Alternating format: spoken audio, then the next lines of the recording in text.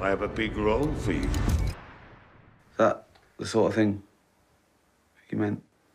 No. The Oscars are behind us now, and the Emmys are already looming as season and series finales galore come to litter the small screen schedule. With the return of American Gods on Starz this week, the premiere of Greg Araki's Now Apocalypse on the premium cabler, Ricky Gervais's Afterlife on Netflix, and the star-studded and studded belt-filled punk docuseries on Epix means this is an excellent time for something new and something oldish, and to see what has to be the show you have to watch this week.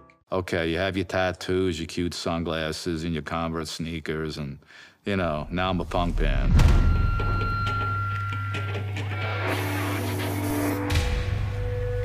Starting off with the godfather of punk himself, Iggy Pop, Epic's four-part Punk has a lot of style, as one would expect from fashion designer and executive producer John Varvatos, whose NYC store actually now houses much of the shuttered CBGBs.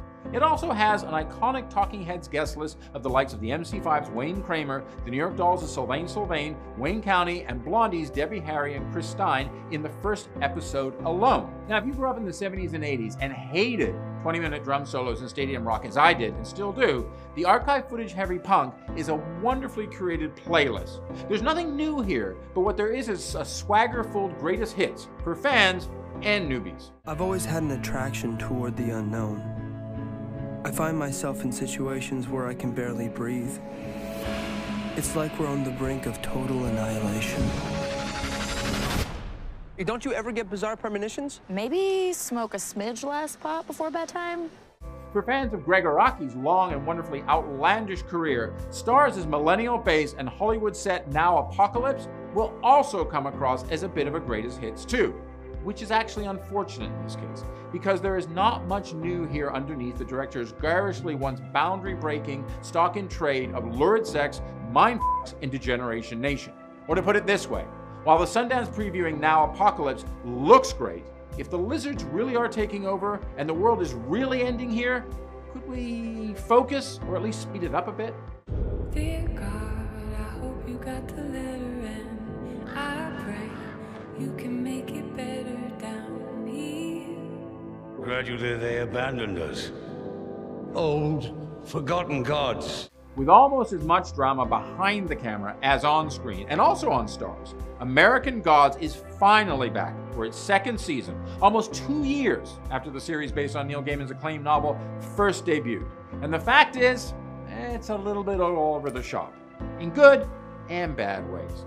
Smartly slowing down the pace from its previous season, this year builds backstory with inner-city basketball and beatdowns, and new additions both narratively and in terms of casting.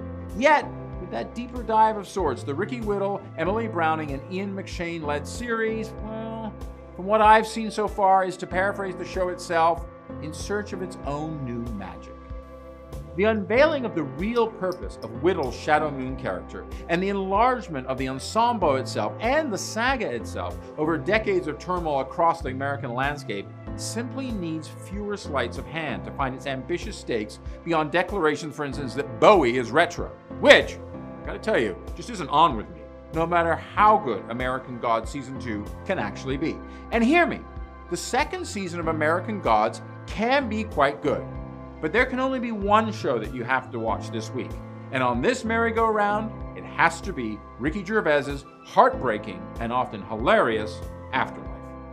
If you're watching this, then I'm not around anymore. But don't spiral, don't obsess. Keep going. So how are you?